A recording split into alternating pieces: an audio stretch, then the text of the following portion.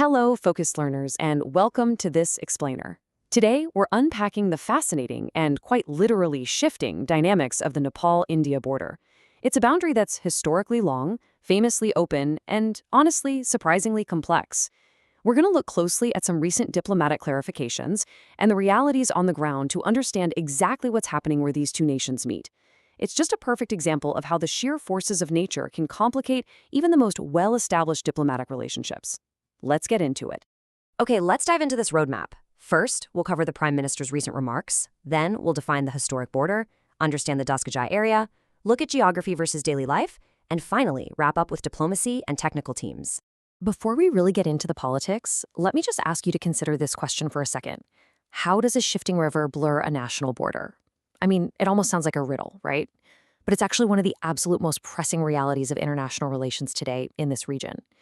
We so often think of national boundaries as these thick, permanent lines drawn in black ink. But when you apply those centuries-old lines to a living, breathing landscape shaped by nature, well, things get incredibly complicated. Keep this in mind as we explore the data today. Section 1, the Prime Minister's remarks.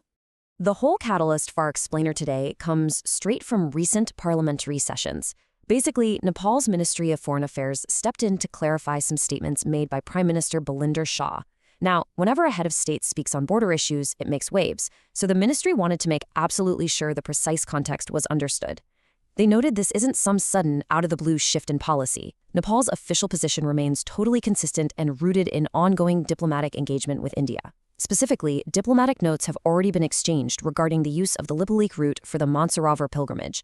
It's really just a straightforward reaffirmation that these high-level discussions are happening properly, right through established diplomatic channels. Section 2, defining the historic border. To truly understand these recent political remarks, we kind of need to zoom out from today's headlines and establish a solid historical baseline.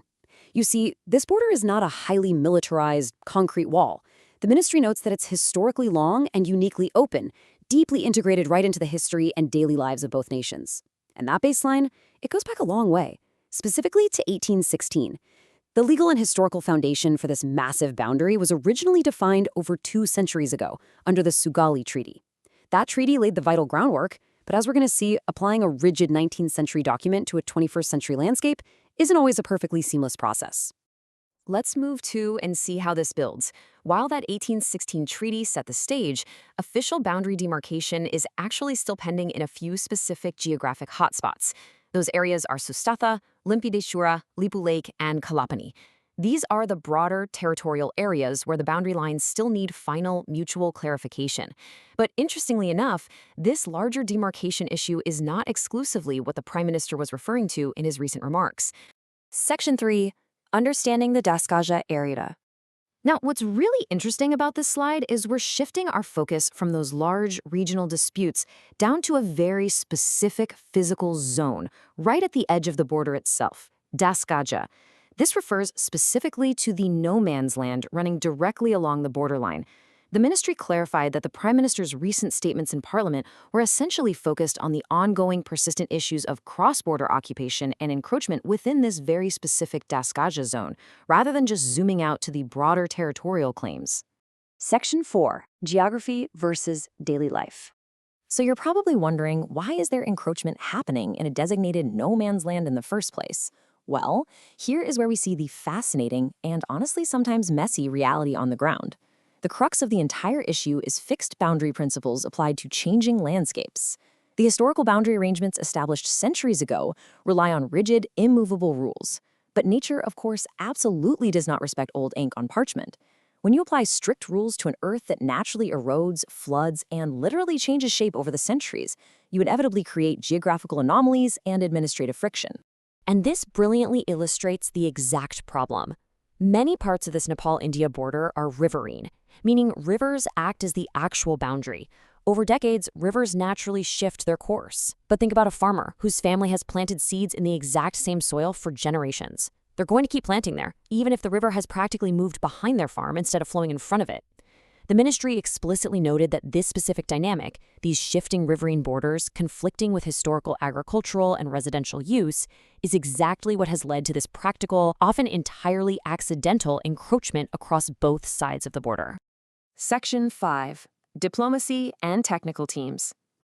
All right, we've defined the historical context and the geographic reality of the problem, so now let's shift our focus to the actionable solutions taking place right now to resolve these geographic puzzles. Because this isn't just political talk, there's highly structured, real work happening. Joint technical teams comprised of experts from both Nepal and India are currently highly active in these border areas. They're executing a clear three-step process. First, they're meticulously collecting accurate border data. Second, physically maintaining the boundary pillars. And third, directly addressing these exact encroachment and cross-border occupation issues we just talked about. The ministry highlighted that this technical mechanism is fully operational again after a long period of inactivity, which is a massive step forward for both countries. So, the crucial point is what these technical teams are actually finding on the ground. Preliminary technical assessments have shown a situation of mutual, unintentional land use. The data indicates that land currently being used by Nepal may actually fall within India's side in some areas, and conversely, Indian use spills into Nepal's side in others. The ministry noted that this mutual, on-the-ground reality directly aligns with and clarifies the Prime Minister's remarks in Parliament. It's a shared geographic headache caused by nature and time, not some malicious, one-sided land grab. Which brings us to the official diplomatic stance, perfectly encapsulating their reaffirmation. The government stated, and I quote, "The government remains committed to resolving all boundary issues through diplomatic dialogue based on historical treaties, maps, and mutual understanding." This is the ultimate takeaway you should remember here. Both nations share the goal of maintaining their historically close relationship. They're actively addressing these complex territorial realities, not with hostility, but through neutral, ongoing, and technically informed diplomatic dialogue.